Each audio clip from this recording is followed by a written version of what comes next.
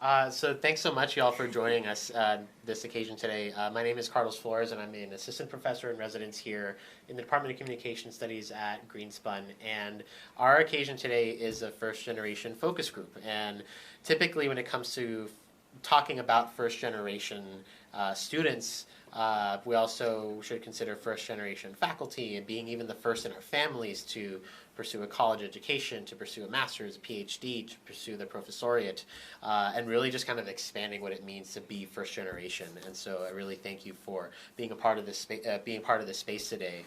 And so what I'd like to do first is to go around and do some introductions here. So if you can introduce yourself, your role in the university, and particularly if you're a faculty member or an administrator, what your role here is, and if you're a student, what your current studies lie in. And so we could start over this far end here. Hi, I'm Martha Elizabeth Phelps. I am an assistant professor in residence in the political science department. I teach American politics, comparative politics, and international relations. I've been with the university for about 10 weeks now, and I'm very happy to have joined UNLV. I'm a first-generation faculty member. Great. My name's Amanda Gordon. I'm a double alumna of UNLV. I've met my husband here on campus, actually working in the residence halls. And I've been employed full-time for just shy of 2 years. I'm an assistant director over in alumni engagement, and I plug fellow alumni back into the university through various volunteer ways and means. My name is Blanca Pena. I'm a first-generation student here at UNLV and part of the Honors College as well. I'm majoring in political science with a minor in global entrepreneurship, and I'm really happy to be here. Hi, I'm Colleen Hall-Patton. I am an adjunct professor in sociology here, but also teach women's studies at CSN. I am a graduate from here, so I've been on campus for like 25 years between all of that. First 2 degrees in anthropology from UCLA. Awesome. And just curious here as well is when did your family first come to Las Vegas, if they were geographically bound here, and if not, where are you originally from geographically as well? So the academic job market does not let you pick where you're going to go. You might have preferences, but we apply widely to the type of universities we'd like to teach at. And then if one of those universities feels that we're a match, we'll then interview. So I don't have any family in the area. I think one of the reasons I did match with UNLV is because I come from a first-generation background, from a very diverse set of schools coming out of Los Angeles. And I really feel that while I don't know anyone here, and it's a whole new world building, UNLV feels very familiar. It feels very connected to the type of person I want to be and the type of people that I want to help. I came to UNLV actually from Southern Illinois, which was where my immediate family was at the time. I came to UNLV because it had a major that I was pursuing that is no longer now at the university. I'd luckily shifted majors and focus areas, but literally that was the reason. I knew my parents and family would visit often because it was a city that like my mom really liked, and so I thought, okay, well if I make it all the way across country, I'll hopefully see them from time to time. I was originally born in Southern California. I knew I couldn't afford a California school. And so Las Vegas, UNLV was the only place I applied for college back in 04, 05. For me, I was born in Mexico in a state and city named Chihuahua. I don't know if you guys have heard of it. My whole family's from Mexico. Everybody's down there. Wow. So we moved here in 2003. I was only 2 years old. And I decided to stay here at UNLV because all the people that I grew up with, they decided to branch out and go somewhere else. I kind of want to, stay in the place I grew up with and kind of help this place I call home, grow and grow with it as well. I'm here because my husband got a job here. He runs the county museum, and he got the job offer, and the question was I was ready to go back to school. I'd been 9 years since I'd been in school, was whether or not I could pull a major out of this, because at the time they didn't offer a PhD in anthropology. So I had to go to something nearby, and I kind of believe in bloom where you're planted, and so went to talk to folks in sociology and proceeded to do that and went for my PhD, and I've never quite left. Awesome. Thanks, y'all, for sharing your origin story, so to speak. So when was it, though, that you made that conscious choice or when you decided to go to college? And a lot of it is not only in terms of when, in terms of date, but then even who or what even influenced you to apply for college or to pursue that track. You can go in any order, too, as well. I can start on that one. Yeah. So for me, I think there was always some expectation, even though both my parents hated school, but all of their siblings had gone to college, and so there was kind of that expectation. I was a good enough student, and I decided in ninth grade, by looking at a whole bookshelf of catalogs, that I wanted to go to UCLA, and I spent the next 4 years convincing my parents, with the help of my high school counselor, that indeed that they just had to let me go. And I always said that UCLA at the time, 52 miles away from home, was as far as I could get. So it was junior high, high school, somewhere in there. Okay. Although the expectation was always there, I felt it all the time, the pressure and everything. I always felt like I needed to do it for myself, not because I wanted to prove myself to other people.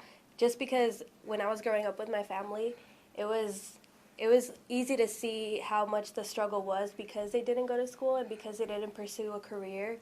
So I wanted to make that change and kind of flip things around for my future family. And I just wanted to set an example for my brothers and, kind of just change how things were, I guess. I have a very similar kind of reason, right? I didn't have family who went to college, but it was something that was talked about and very much supported. And I can remember very clearly that my mom had done all this homework of all of these scholarships I should apply to. And this was the internet was a thing, but there weren't necessarily repositories where you could just find that information easily and scour the libraries and would be you should apply for this or you should apply for that. And I don't know that I took it as seriously as maybe I should have at the time. Now, obviously, hindsight is always worth a little too much in retrospect. And but it was always, going to college wasn't not an option, right? I had to take out student loans, but it was either that or go to the military. It was always something that I knew I needed to do and wanted to do. I'm very much stereotypically the type A, firstborn, overachiever, had to set that stage for my younger siblings and be the first. And if I wasn't the first to go to undergrad, then I had to be the definitely that, and then the first to go to get my grad degree. And so just checking off all of those things. I'm personally not going to get a PhD. That's not for me. But a You lot of the never same know. reasons, that you said. School is always there. So I'm a little out of the box. My freshman year in high school, I got involved in bad things and bad people, and I dropped out. And you're not allowed to be out of school in California before you're 16. So my parents made me go to community college, where I failed out. And it's very difficult to fail out of a community college, but I have great talents.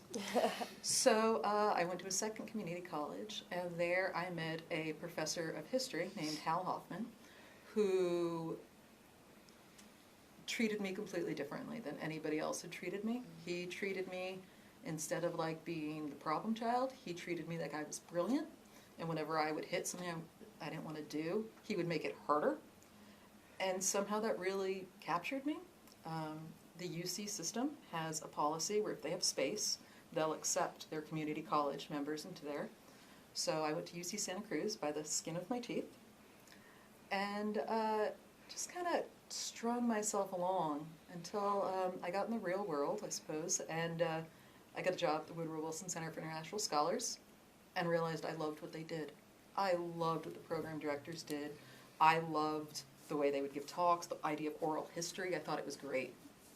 But then I realized that I would be trapped as an admin forever unless I got my PhD to do something like that. So I went to the University of Miami and discovered that I love to teach, that I just love to be in front of a classroom. There's something very nurturing about it and fulfills some need I didn't know I had. And so I started teaching at Miami and got my PhD there and found my way here. Awesome. PhD is always an option. I can understand that. The job market's not great, let me tell you. Warily proceed. Could you any of y'all recall, and this is going to be not only your first day as a student, but even as a faculty member, what your first day on campus was like? Or how can we recall our first days on campus? And this could be across our roles as students, faculty, administrators, administrative roles. My first day on campus as a student, I was moving into the res halls. This was, I understand that the system that they have now is much easier and more streamlined, but I had to stand outside in the Vegas heat. It always seems as if every day it's move-in day at UNLV, it's the hottest day of the year. It never fails. So it was the hottest day of the year that year, and we were standing outside for 3 hours before we had to go in.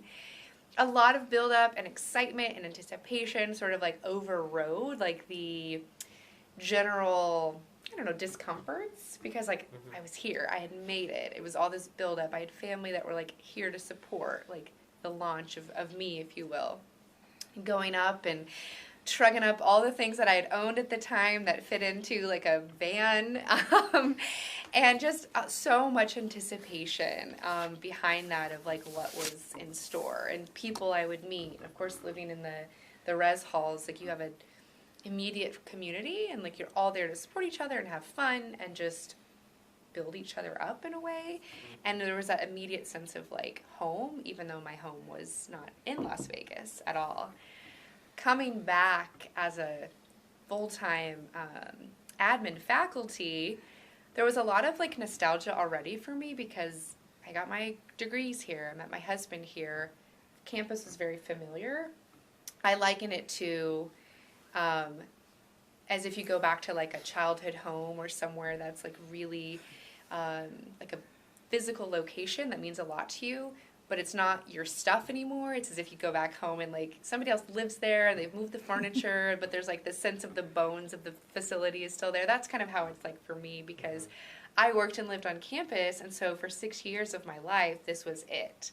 And was very involved as a student, and then now I come to campus and I leave. I come to campus and I leave every day. And to have that separation, it's still very much nostalgic for me, but it's business, right? It's like you get to peek behind the curtain of how the things are done, and you see the issues and hear the issues. And I have a very clear line in the sand of UNLV is my time as a student, which is very positive, and then UNLV is my time as an admin, which is also very positive, but in a very different, mission-driven, moving the needle forward for the next generation of students and alumni who come after me. It's a different focus, and that's what kind of gets me going and excited. But again, I was wide-eyed and bushy-tailed as a faculty of like, oh, okay, this is a new thing for me, but UNLV is still very familiar. If that makes any sense. Yeah, definitely. I've gone to a bunch of different campuses, and I think there's a real different feel with every day that you start. I feel like when I went to community college, I actually feel like that was the place I was the most alienated and didn't have a sense of community or support network, which is much more likely on me as a student and not knowing to look for those things, because I do feel like the community colleges do great work, but I don't think I knew how to access those resources. And then when I went to UC Santa Cruz, which is like a summer camp, they were much more assertive with the resources. You couldn't avoid anything. And Miami was a bit like that as well, where we get started. UNLV, from the second I came on campus and I went to new faculty orientation, I was almost overloaded with everything that we have. And there was a lot of effort to make sure that I knew how to engage with campus community, how to make sure that I was involved, how to make sure that I knew several people that I could speak to. And I think that sense of welcoming from UNLV has been really important to how I'm excited to set up roots here and helping me learn how I can help others that were in my state. What can I do with the students in my classroom who don't yet know how to navigate the bureaucracy, because I find that's the big spot between first gen and not first gen is how do I get this done? And I think that having a very organized step for the faculty to go through has been very helpful to help guide them. Normally, I'm used to transitioning into, anything new or different, like the transition from elementary school to middle school to high school. But the transition from high school to college was definitely way more different than how it was, because most of the people that I grew up with and, moved from school to school, they're not here anymore. They, everybody goes their separate ways. So from, being my freshman year right now, like 5-6 months ago, I was in high school and I was highly involved and I was in a bunch of stuff, knew my, my teachers, my principal, everything, because I had been there all 4 years. And then just to come here and start from scratch all over again, it was the weirdest thing, because I don't really know a bunch of people. And when you're specifically talking about my first day, it was like, where do I park? Like, what, everybody is like fighting for a spot on the first day, because, syllabus week is like when everybody's here. And then after that, it's like, it's easier to park. But, being my first day, it was crazy and it was all over the place. But it got easier, for sure. Yeah. So I would say my first day on campus was coming to talk to the graduate student advisor, as I said, and see whether or not I could pull a degree out of this, because I'd been out of school for 9 years. I'd been out of school for 7 years between my bachelor's and my master's. So I'm also a non-traditional student, and then I got my PhD when I was almost 49. And so saying, okay, here's my background, here's what I think I want to do with this, here's the places I think I need now. Can I do that here? And then what are my chances of getting in? Because this was 1993, I had, previous to that, had one sociology class in 1974. And so my first days or year on campus, it took me a long time. I'd been out of school. I had little kids. I'm still in my other career before I switched, which was I was in IT.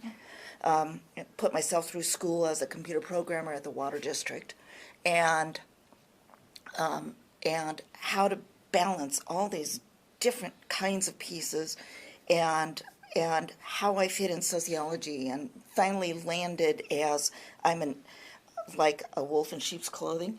I'm an anthropologist in sociologist's clothing, to some extent, but also always walking into a class to see if anybody, including the teacher, has as much gray hair as I have. So that was always a piece of getting in there, because I was like 13 years older than anybody else in my classes. I can feel that really strongly. When I started teaching, I had the exact opposite problem, where I was a TA, and I was 24, and I looked like I was, 20. So I would stand in front of the class, and they would all be like, "What are you doing up there?" So it's Yeah, Wow. can happen either way. I mean, I end up being, with talking to students that are like coming back, I become if I can do it, you can do it. It took me 10 years to get my PhD, so it's like one step at a time, you will get there. Just keep going on it, and that works sometimes. Awesome. Well, thank you all so much for sharing sharing that backdrop there. And I think another thing that comes in that backdrop of being first gen is also how our first generation identities tie into our families as well. And so I'm wondering if we could describe our family dynamics when we started college, or how they currently stand now, especially with the roles that we've taken on, maybe perhaps as faculty, or starting off college now, especially for you, Blanca, in terms of what that might look like. I'll go ahead and start. Two different places, two entirely different families, right? So first is my family of origin, my mother and father, who are proud of me, but I think the whole way through they never understood the difference between anthropology and archaeology in terms of it, and then they were basically gone by the time I started college here. In fact, 3 weeks before college started, I had basically kidnapped my father and put him in an Alzheimer's unit. Okay. And I've got two little kids who are 3 and 6. This was a flip over from me being the primary breadwinner because I was director of IT for 4 little cities over in California, and now I'm stepping back into part-time work, and my husband becomes the full-time one, and because he's in museum field and it doesn't pay all that well most of the time. So then there's a whole other thing of how do you just do this when you've got to work, you've got to study, and you've got a 3-year-old who is, if you shut the door, is knocking on the door every minute and a half. So you have to wait until they're all in bed before you can start doing any of your schoolwork. And the older they get, the later they go to the bed, the later it is you can start on schoolwork, the less sleep you get. And juggling all of those kinds of pieces. One of my professors at one point had said that I did the best job of juggling that and balancing it of people she'd seen. Kudos. I think my parents are, very supportive. They're angels. They're great because even though they don't really know or they're not as informed as I wish they could be, they do anything that they can to support me and to push me to do what I need to do. Sometimes a little too much. I would come home with like a 92 and they'll be like, what's wrong with, like, what? Why didn't you get 100? And, that is annoying, when it happens over and over again. But they do have good intentions and they wish, the best for me. But I wish they were just a tiny bit more informed. I don't blame them, though. My mom, she barely graduated high school, and my father, I think, only got up to like the 5th grade. So when I try to talk to them about my major, political science, or anything that I want to get involved in, they don't really know much, but they'll support me no matter what.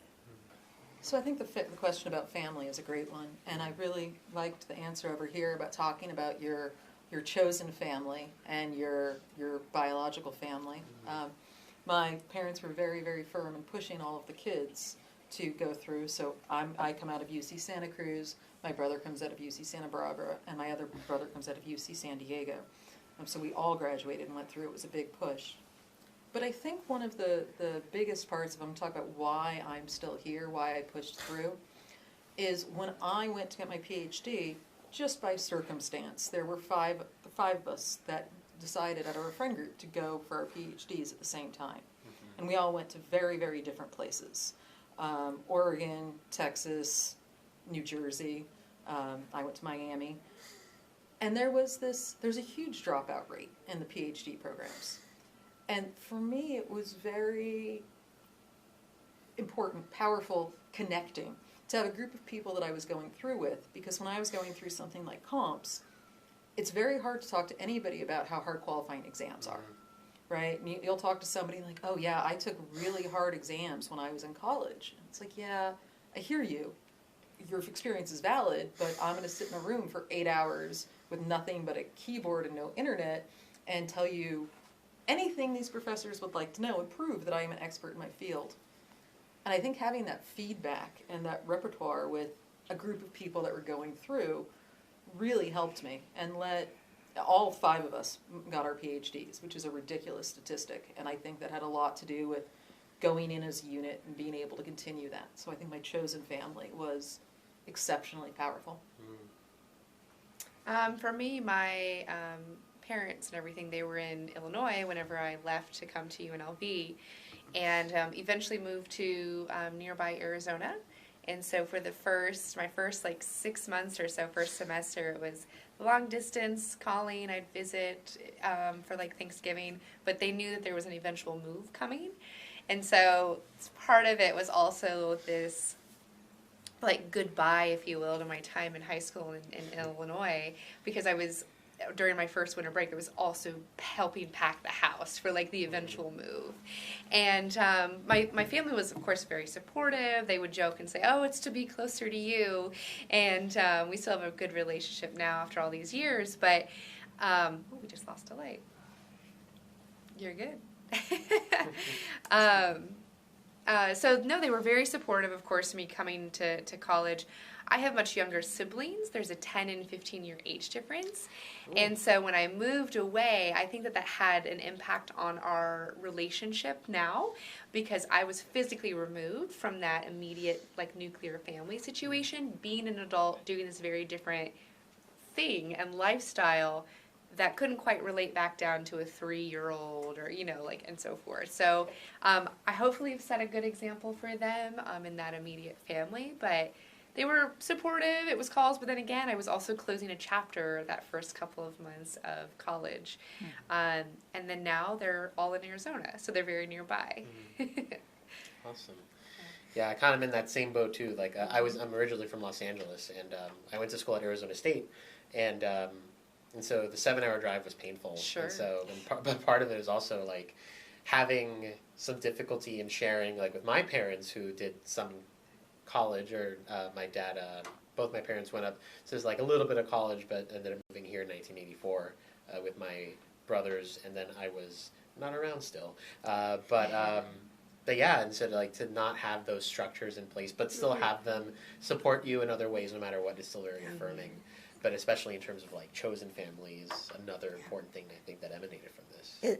It's so interesting because I was so adamant about going away to college, and that's what took so long to convince my parents. Plus, my junior year, I went.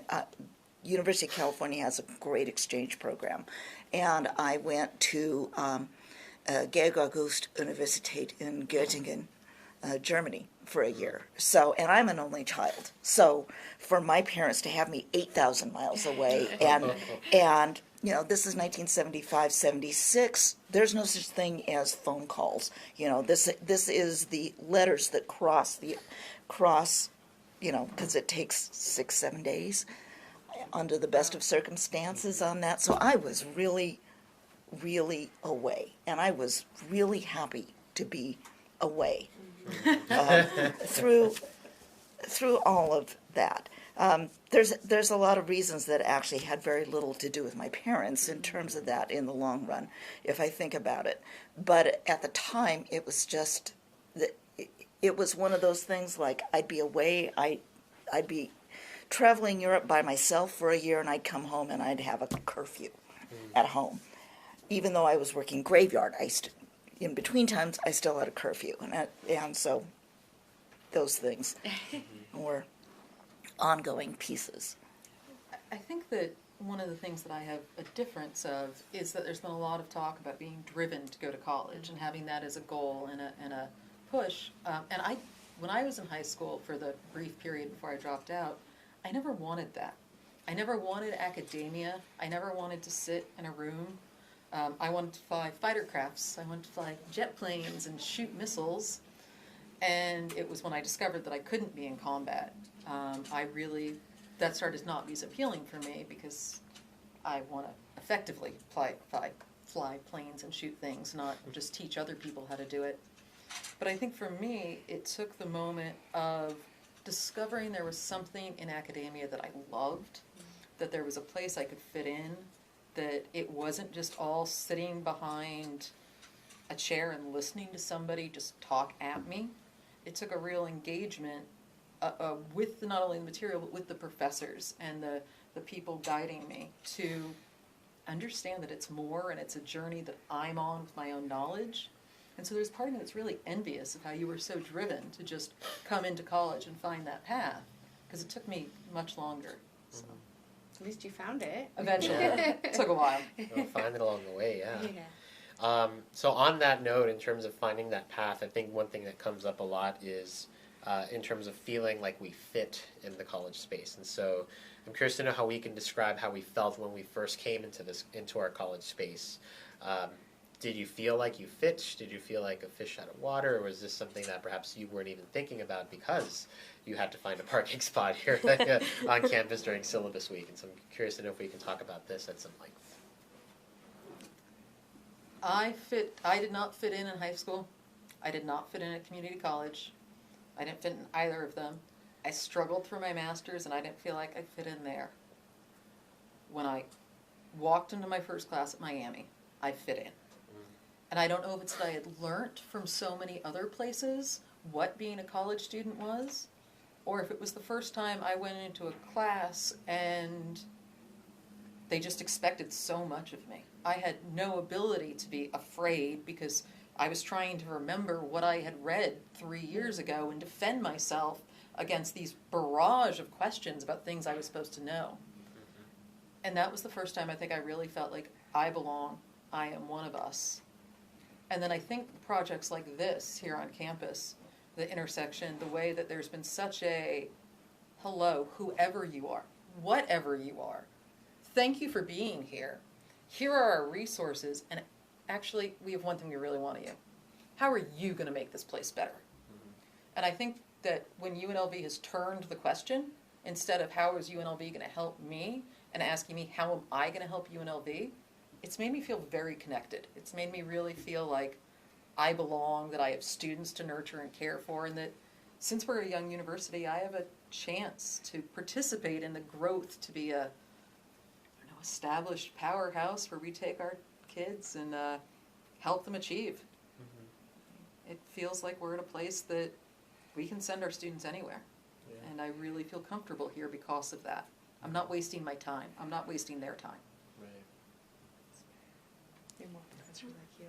You hired me for a reason. As an immigrant, I always felt like I didn't belong anywhere or didn't fit in anywhere at all.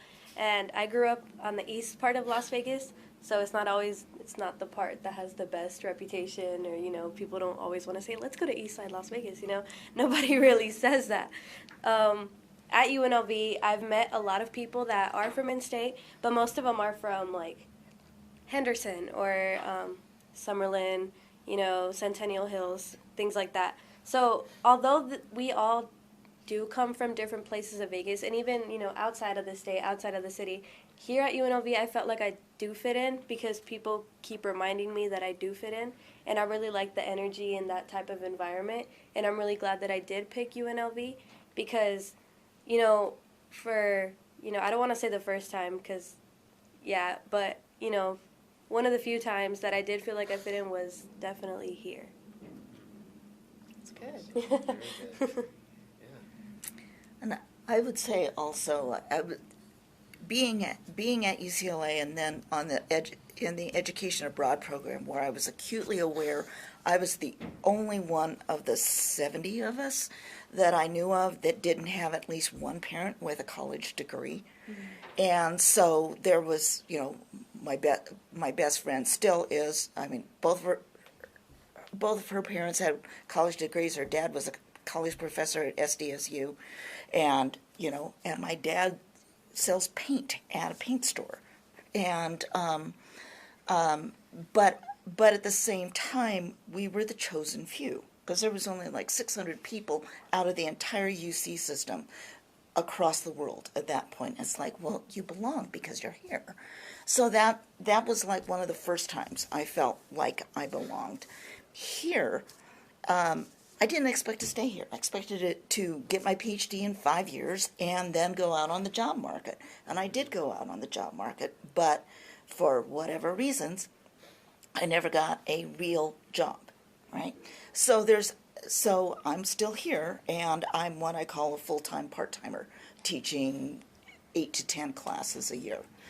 Yeah, and because you don't get a lot for each individual class. So there is this weird dynamic on campus where, I've been here forever, but at the same time, adjuncts half the time get forgotten. And sometimes there's this sense of, well, what's wrong with you that you didn't get a job, and yet I continue to do good enough at teaching to continue to be able to teach full-time-ish. So I'm there. I'm very happy to be back in sociology because I feel more accepted there than other places that I've been. And I've taught. I teach still at CSN. I've taught at NSC. I also taught for University of Phoenix. the Las Vegas version of the freeway flyer, or the Desert Inn super arterial, which would describe this morning. And so it's an interesting place because we don't actually have, we need more infrastructure to be supportive of those of us who are so much in the trenches, teaching our folks without the kind of support that other folks get. I took one of your classes once upon a time when I was an undergrad, so thank you. Doesn't come, without any notice. That's why you look so familiar. Yeah. I'm sorry. It's been a minute, so anyway. I'm so sorry, what was the question? I forget the context of it. How you felt when you came into the college space. Did you feel like you fish out of water, or just was so much happening that you didn't even think about it? Right. I think for me, because I immediately started right in the res halls, there was that sort of organic community, right? A lot of people, everybody was a freshman, a lot of people had moved from their respective homes, so you just immediately sort of congregated to one another. And like my roommate and I got along really well, like several people on that floor did, and so immediately like your sense of belonging was like ingrained right there from dorm life. Yeah, I always wanted that. Yes. I always wanted that. I have friends that have great college Sure, friends that right. have that connection, and I really like my hallway. I might have friends here. Yes, Right. so yeah. Yeah, Sorry, and I I didn't know interrupt you, yeah. it's all It's good. that moment, like you have a hallway or a residence, Exactly. like oh. You're all like figuring it out together. You may not necessarily have the exact same classes, but like you're going through a very similar experience, if you will, at your own time in your own space. But like you have that cohort immediately. So that sense of belonging was very organic for me right from the get-go. Even in grad school, I still lived and worked in the res halls in a different perspective, but the cohort of my master's program was also very tight-knit. Had nothing to do with the res halls. It just seemed that there was about 8 of us or so that got along so well, had just really took advantage of the fun that Vegas can have, supported each other, like stayed late if needed, and so I had a really good tight-knit community, undergrad. A lot of it had to do with dorm life, and then grad school happened to be like that, I would almost say traditional grad school experience, where the people who are in the thick of it in academia are also like supporting each other as well. It happened that like through sophomore and senior year, I was a very involved student on my own like personality, and that continued to allow me to feel fit in different ways and leadership roles and so forth on campus. So I think for me, because I saw initiative and I took initiative, that enhanced my college experience to help me fit in very different ways and means for me. Yeah, like different pockets of belonging, different Exactly. communities. Exactly. Okay. Awesome. One thing that I'd love to touch upon here, especially with first generation experiences as a student, as a faculty member, as an administrator, or in administrative roles, is the role that diversity has in all of this. And I know that there are very different senses of diversity, not only on an institutional level, but even on a personal level. And so I'm curious as to how we might share our experiences as it pertains to diversity in our own roles as students, former students, as instructors of record, as administrators, and how do we make sense of that here in terms of identifying as first gen? I know for me, especially, again, so sorry to keep going back to about res life experience, but immediately there's like 50 other people who have such different experiences. You may look very similar on the outside, but for me it was, I'm speaking with people who grew up in like Hawaii and Polynesian cultures, and people who have very different like religious views or upbringings than maybe I had. And so immediately you're in a way sort of forced to get along with these folks who over that course of that like year you start to sort of unravel more of who they are, and there's things that they identify with beyond, okay, we have the shared UNLV experience. Obviously, let's get to the surface, or beyond the surface. And so for me, I was a huge like hodgepodge of people coming together, a real melting pot. And having that exposure, having that urban experience, we've got this world city like just a few miles up the road where people spend thousands of dollars to go crazy at.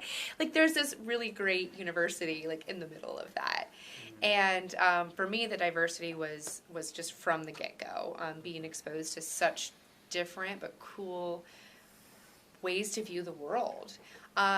Now that I work for the university, having been a student, and celebrating UNLV's, once was or maybe is still one of the most diverse campuses in terms of the student population, how even just something as simple as like our mascot, who I know as of lately has been a point of contention to, some groups necessarily don't agree with his long history of who he was once upon a time, but I walk by him every single day to go into work at the Alumni Center.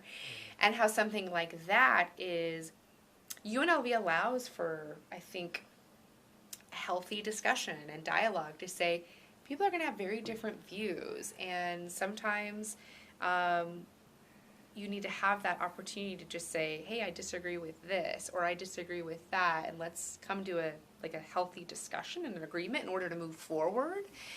Sometimes you can't change your own history, but like I said, I think UNLV does a really good job of trying to embrace difference. It's a matter of, unfortunately, sometimes people, we can mess that up, right? We can get really heated about some things, or we can get so impassioned about a subject or a topic that then we can sort of go overboard. And that's, I think UNLV does a really great job of embracing the difference, so long as it's not in that really overboard,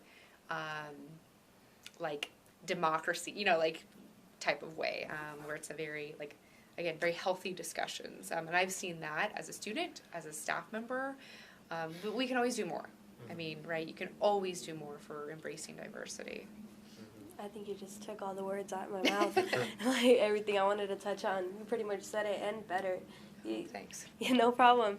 I think it's really cool to be on a campus that, celebrates diversity. And, when you compare it to other schools and other universities, you kind of see, the majority. But here, when you're walking around, you see all types of different people. And when you actually get to talk to them, sometimes they bring up things that you never thought they would bring up. And I think that's very enlightening, and you can really, build upon those things and kind of, grow as a person yourself by learning, from learning about other people. I do think it, in comparison to one of the guys in my cohort teaches at University of Nebraska, Kearney, and which is 96% white. And I teach cultural diversity classes, so I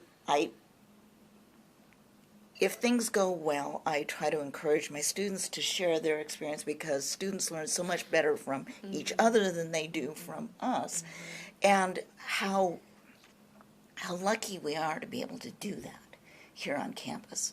Because I think about trying to teach a race class and gender class when your entire audience is white. It's like, okay, that would be such a different experience, because I count on it in my classes and appreciate it. And like CSN is even more diverse than we are in all kinds of other kinds of ways. And so I really appreciate those kinds of things and try to create my classes in ways we can capitalize on that. So there was a bit of a racially motivated challenge that the university went through recently. And I was talking with my students about this idea of diversity. And I'm very interested in pedagogy and how people learn. And one of the things that's happening on the East Coast universities is they would like to be more diverse. They would like to be less white. But U.S. News and World ranks all of us. And they rank us by various ways, but one of them is incoming SAT scores. And we know that the higher the SAT scores tend to go along with economic privilege. If you have more economic privilege to study, if you have the ability to retake them, all of these, you get higher scores. So we're also not seeing higher scores relating to better achievement. All we know is that those people get tutors. But those universities can't accept on a lower SAT score, because if they do, they're going to ruin their US news rankings, and then they're not going to get as much funding, and they're not going to get these full-paying tuition students. So what we have here is something that all those universities want. We have incredibly brilliant students who are incredibly willing to work hard, but yet have these immense diverse experiences where they can learn from each other. And when I hit a snag in class and something has stepped outside of the bounds of appropriate discussion, I am very privileged in the fact that most of the time my students are already on it and say, hey, no. My lived experience says something very differently. Let me tell you and share. And so I think that the diversity that UNLV has is miraculous. I look forward to seeing our faculty become more diverse and continuing to make our faculty look like our student population. But I think it's where we hit it out of the park. I think UNLV is really good at diversity. Also economic. The diversity that we can't see, I think, is also very prevalent for students that work 3 jobs. And I walked over here with a student on the way to their job at In-N-Out that they've arranged between their classes. And then we have students that have the economic privilege to be supported. And I think that's really, really powerful when we talk about what do people have and what opportunities and why to have all these voices. Yeah, especially think about how diversity is not just a quantified thing, but it's something that helps us make better sense of how we move through the world. Yeah. Especially.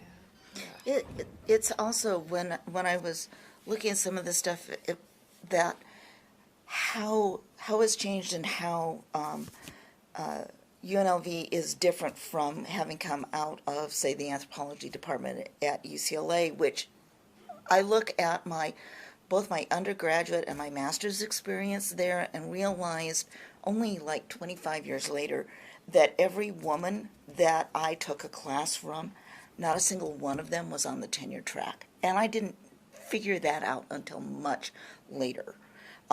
So coming to a place where that's not the case, all these many years later, is another place where I had good mentors here for that. Yeah, awesome. So the second to last kind of genre of questions here talks about what are some ways in which you found success as a first generation faculty member, student, administrator, and what might you recommend to first-generation students currently seeking spaces for success in higher education? So we can start with the first question separately. Is what are the ways you have found success in your distinct roles? I think it's putting yourself out there. One of the things kind of in our discussion today is not necessarily knowing where to find things, or the information can be so overwhelming that you're like not sure where to start. However, I think it's sort of answering both questions with this of just putting yourself out there, either asking a professor or your counselor the very infrequent times you might see them of like, I'm looking for this, or I'd like to be involved some way. It's acknowledging that, having a little bit of a self-awareness of maybe what that need is and fulfillment, but then also going and actually trying and putting yourself out there. There are so many student organizations. There are, I know at least for the admin faculty, there's like a mentor, a buddy program that they've tried to have. There's things that are out there where you won't feel as marginalized or isolated. You just gotta start seeking it. And unfortunately, because there is so much great things and so much information, it can be a barrage and overkill. And so it doesn't just always present itself to say like, here I am, like come and find me. I think it's just asking folks to around you, whether that's staff, students. There's a lot, and I think a lot and enough to fulfill whatever it is that you're looking for, student, staff, and everywhere in between. I think it's important to appreciate every kind of success, whether it's, something big or something little, which could be, even getting yourself out of bed, showing up to that 8 a.m. lecture. I think those, it's hard for me. But, knowing that you got up and that you did it, I think that's a, good way of success that, pushes you, up the ladder every single day. because I did just start, but I really like to, hit the ground running. For example, I'm, already an intern for like the CSUN legislative branch as well as Congressman Horsford. I'm trying to do a lot, and although that does sound like, a big thing, I wouldn't have been able to get to that, success necessarily if I wouldn't have gotten myself out of bed and searched for those, opportunities and put myself out there like how you said. Yeah. Yeah. I think that when I got to grad school, and then now as a faculty member, I feel like the challenges and marginalization for me, of being a first-generation student have been a lot lighter. And the reason for that is I believe as I have progressed through the system, not only have I learned the system, but I've learned the value of a mentor. And kind of what's the biggest thing I can do is acknowledge the problems I went through, the challenges that I went through, and knowing that I have so many students, I have 300 of them at 8 a.m., that I have so many students that this is their first journey. And the benefits that some of those students have of knowing what to do, of knowing how to register for classes, for knowing how to drop classes, just knowing these basic things, acknowledging that they don't know them. Because I was thinking of this, my moment where I didn't feel this marginalization anymore was in grad school when I had an advisor who was like, all right, you're mine. You need to do this, this, this, and this. Go. I was like, oh, yes, I can do things. There's a checklist. And I think that that's the biggest thing that I would say if there's an incoming student on the first gen is you're just as smart as everybody else. In fact, you're probably smarter. You've had a harder road. You just don't know the checklist. And so that doesn't make you stupid. It just means you have to find somebody. And office hours are things you can go to. People want to help you find those professors because they're there.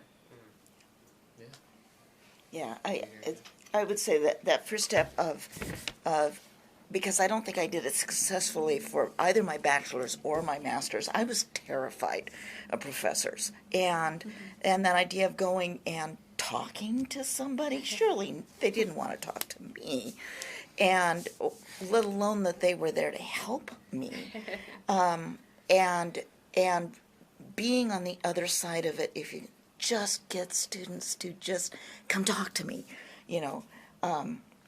talk to me after class, find people. If I don't know it, I'll find somebody that can help you on it. And I think there's a lot of that on campus that wants to be supportive, but it's hard to reach out to students to do that, and they've got to take those first steps.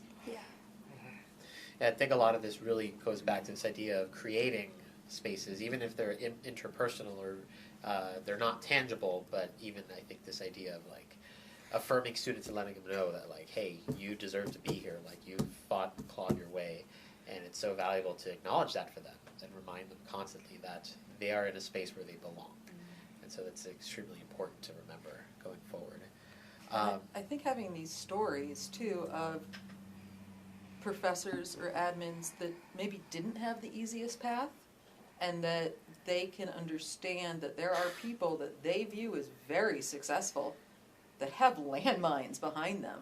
And when they get to know and learn that, oh, I'm a high school dropout. You're a what? That these students are just as brilliant and bright. And I think that validation of seeing people like them in roles of success and knowing they can do it is absolutely critical. And I think UNLV is doing programs like this, do a lot to say, hey, we're here, we're present, we support you, my history is here for you to learn from. And how do we move forward? I think that mentorship is just critical. Yeah, definitely. So as we near the end here, is there any final thoughts or anything else that we'd like to share that hasn't been covered previously, especially as it pertains to our roles here being first-gen student, faculty, staff, that we'd like to kind of end on a note with or sign off with?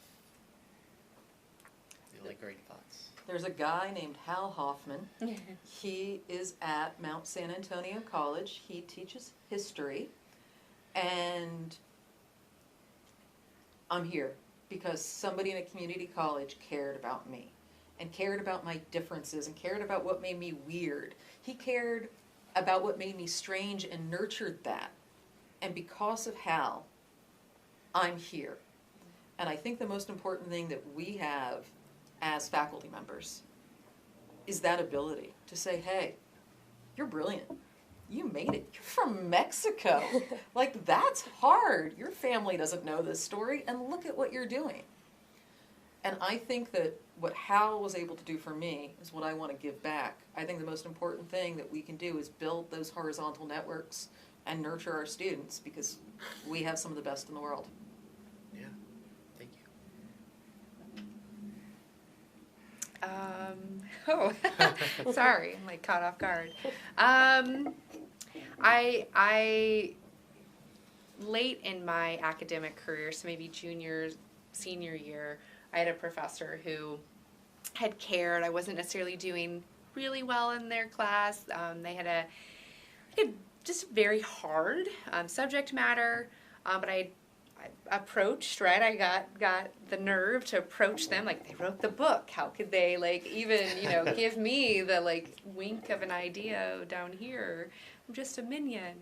And just said, hey, look, I don't necessarily, these aren't really my kind of grades I make. I would consider myself a better student. Like, is there a way you could work with me? Or just went and asked. Figured I had nothing to lose. I wasn't doing so hot.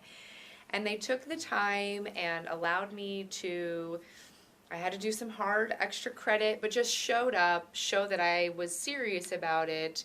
And then I ended up being able to do a better job in the class. And then because that professor cared so much, they ended up becoming one of my favorites, and like actually quite defined my undergrad experience so much that I took every single class that they had from then on out. Even when I stayed here for my grad degree, they were in different colleges. Any of the extracurricular like classes I could take were from that professor. And so again, because they took the time, they cared, they poured back into me as a student, it helped me really find my footing. It kind of was a deciding factor in me actually going to grad school, because from my high school experience where a lot of the teachers were like the coaches, and I even had somebody who was teaching me math in junior year, and my mom said, she's not doing well, she's getting a D, this is that, and they said, well, D is still passing.